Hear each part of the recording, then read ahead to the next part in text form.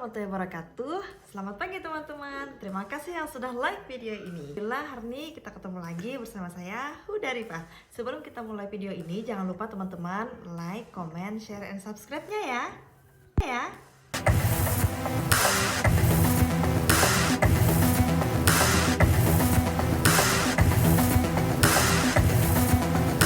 Hari ini kita mau bahas tentang nyari solusi gitu. Nah, karena banyak orang-orang yang masih belum mengerti kadang bagaimana cara actionnya untuk mendapatkan solusi di setiap masalahnya. Yang pertama, kita tahu sendiri ya, namanya juga manusia kan. Manusia ini al-insanu mahal khoto' wa nisyan. Manusia itu tempatnya salah dan lupa. Manusia itu tempatnya hati. Yang mana hati itu dari bahasa Arab tuh adalah kolbun, yang artinya bolak-balik. Nah, hati itu bisa bolak-balik, artinya bisa senang, bisa sedih, terus bisa bahagia, bisa kecewa. Saya pastikan teman-teman tuh kadang ada yang moodnya baik dan juga ada juga moodnya jelek. Nah, terus gimana caranya misalkan teman-teman pengen memperbaiki mood? Nah, ini ada saya baca, ternyata salah satu cara kita untuk bisa memperbaiki mood kita adalah kita pergi berolahraga. Nah, itu menurut saya betul juga sih, karena saya pernah dengar kita aja ya dalam keadaan marah, kita harus pindah tempat agar marah kita itu bisa hilang. Rasulullah juga menyuruh kita kalau kita marah, kita ngambil air wudhu. Nah, karena setan itu kalah dengan air. Setan kan terbuat dari api, dia kalah dengan air kan. Nah, sebenarnya dalam pergerakan kita, dari kita dalam keadaan marah, misalkan dalam keadaan berdiri, maka bawa duduk, itu sudah bisa memperbaiki beberapa mood yang jelek. Nah, begitu juga kalau kita misalkan menemui suatu hari yang mood kita itu jelek gitu, entah dari pengaruh internal ataupun eksternal, tapi kebanyakan dari eksternal sih. Makanya pagi-pagi kita nggak dianjurkan banget buka HP lebih dulu, karena kita nggak tahu dari HP itu sumber apa pertama kali masuk yang akan mempengaruhi kita pada hari itu. Nah, jadi teman-teman misalkan pada hari itu udah bad mood ya, nggak baik, maka pergi aja olahraga. Nah, dengan olahraga insya Allah kita bisa memperbaiki mood kita. Kita ketemu dengan lingkungan orang yang positif, kita menggerak-gerakkan badan kita yang asalnya lemes jadi semangat. Nah, insya Allah itu bad moodnya akan berangsur-angsur menjadi hilang sendiri. Yang kedua, misalkan kita nih lagi pada kalut banget ya, banyak pikiran gitu. Mungkin namanya juga manusia kan, ada problematika rumah tangga, ada juga problem di kantor, di tempat kerja, dan lain-lain. Nah, misalkan teman-teman nih pengen menjernihkan pikiran gitu ya, karena manusia katanya butuh healing gitu, terus menjaga kewarasan, kita kan sering dengar kayak gitu ya. Nah, kalau untuk berpikiran jernih, coba aja deh meditasi. Nah, meditasi itu mungkin untuk orang-orang yang umum ya, orang awam gitu, tapi kalau kita untuk orang Islam, kita bisa pergi tenangkan diri, pilih waktu agar kita bisa benar-benar me time banget, waktu kita betul-betul sendiri. Di situ kita betul-betul mikir, kita zikir, kita ingat sama Allah, kita ingat sama pencipta, kita tafakur atau tadabbur alam. Itu juga efektif untuk menjernihkan pikiran yang sebelumnya itu merasa kalut. Yang ketiga, kalau kamu pengen mengenal dirimu sendiri, maka bikinlah tulisan, mulailah menulis. Nah, kenapa orang itu ketahuan dari tulisan? Apalagi ya, kita tahu sendiri warga Facebook, warga emak-emak. Nah, di situ di Facebook kadang kita ngeliat, kita tahu orang itu dari tulisannya dia. Kita tahu orang itu bagaimana sifatnya, bagaimana hatinya, bagaimana dirinya. Itu kita bisa baca dari tulisannya. Ya kan, orang yang sering memberi positif dalam tulisan-tulisannya, misalkan di Facebook tadi, maka dia adalah orang-orang yang mempunyai kehidupan positif. Tapi kalau dia istilahnya tuh maaf itu dia sering nyampah misalkan ya di dalam tulisan-tulisannya di sosial medianya, maka juga bisa dikatakan pikirannya lagi kotor, jelek, negatif. Aduh, jangan sampai deh kayak sampah.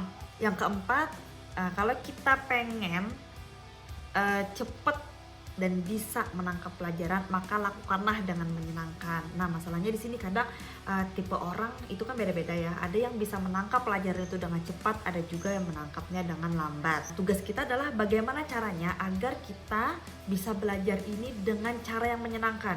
bisa boleh kita ya nyari guru yang cocok, nyari guru yang satu frekuensi, nyari guru yang kita sukain, atau kita cari sekolahan yang metodenya itu unik, terus lucu dan macam-macam, sehingga kita dalam waktu proses belajar mengajar itu tidak ada merasa bosan dan selalu penasaran dengan sesuatu yang baru. Tapi biasanya sekolah-sekolah kayak gini emang harus merogoh kocek yang agak dalam ya, tapi gak apa deh, untuk suatu ilmu kita emang harus mengeluarkan sesuatu yang lebih, karena untuk sukses pun di dunia maupun di akhirat kita harus berani bayar harga.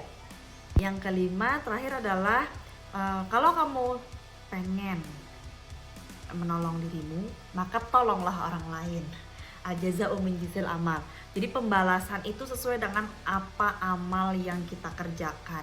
Kalau kita pengen dibantu Allah dalam setiap urusan kita, maka kita harus juga bantu urusan orang lain. Walaupun kita tidak dibalas saat itu, tapi yakin akan datang akan dibalas Allah dengan kebaikan-kebaikan yang lain.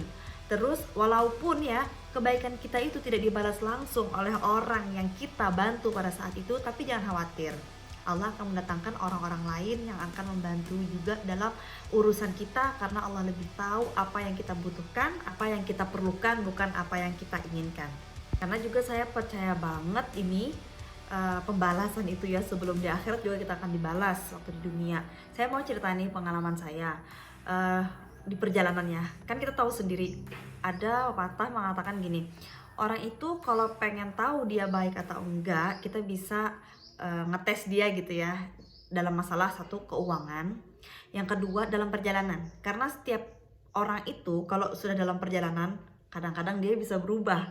Kenapa? Karena dalam perjalanan itu kita tahu sendiri semua capek, apalagi kita rombongan ya, semua capek, semua banyak keluar uang, semua dalam keadaan nggak enak lah gitu intinya. Jadi misalnya kita pengen tahu apakah orang itu baik atau enggak, kita bisa menilainya ketika kita dalam perjalanan. Nah, saya di lingkungan keluarga saya alhamdulillahnya, masya Allah selamat ya, tarasun minikmah. Keluarga saya itu dari dulu, dari orang tua, dari nenek saya, orang tua sampai kakak-kakak saya, itu ketika ada orang yang datang atau perantauan ya, katakanlah musafir, mereka itu senang nampung ya, senang nampung dengan insya Allah dengan ikhlas lah, karena tidak ada bayaran gitu kan, betul-betul kita senang aja kalau misalkan ada orang lain yang membutuhkan tampungan atau membutuhkan makan di perjalanan dan selain macam, kita bisa menyediakan apa yang mereka perlukan. Nah, di sini saya sharing, saya merasakan banget alhamdulillah apa yang sudah dilakukan oleh keluarga saya ini.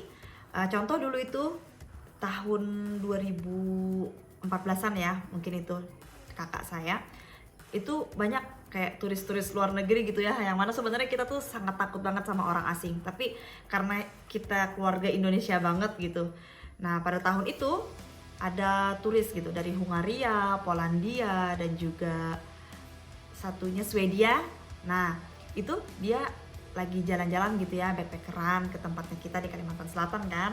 Nah, sama kakak saya ditampung dalam beberapa hari ke depan, terus dia sakit juga dibawa ke rumah sakit, dan dia ditemenin gitu, udah kayak kenal lama, padahal kita baru kenal saat itu. Perempuan 3 orang ya. Nah, mereka sangat senang dan kita sampai sekarang juga masih saling kenal gitu. Kita saling ada chattingan di Facebook juga gitu kan. Nah, selain itu juga kita pernah nampung orang-orang India. Kita juga pernah nampung kayak turis-turis backpacker gitulah. Kita suka kok nampungin mereka. Terus juga ada temen daripada adik saya yang orang Malaysia, juga dia juga dibawa ke rumah gitu kan untuk main-main. Nah, alhamdulillah saya ngerasa banget akhirnya pada waktu kita memerlukan bantuan di perjalanan karena ada masalah gitu kan, saya pernah ternyata waktu itu nggak nyangka di negara sendiri kita malah dibantu oleh orang foreigner atau bule.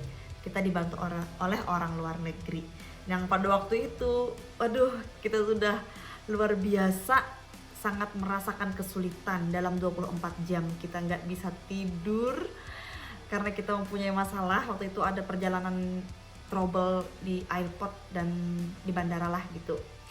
Ternyata kita ketemu sama bule ini yang bantu kita. Alhamdulillah, itu pengalaman saya yang pertama. Yang kedua, waktu saya jalan-jalan di Singapura. Waktu di jalan di Singapura ini gak nyangka banget kita ditampung sama orang yang kerja di Singapura, orang Indonesia yang kerja di Singapura, dan ketemu majikannya yang luar biasa baik banget.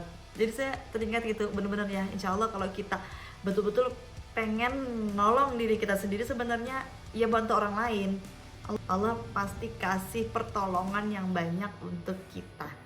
Nah, benar-benar deh, ajaza menyizil amal itu di dunia sebelum di akhirat. Nah, itu udah kiranya ya sharing saya hari ini. Terima kasih yang sudah stay di video saya kali ini. Jangan lupa untuk simak video saya berikutnya. Assalamualaikum warahmatullahi wabarakatuh.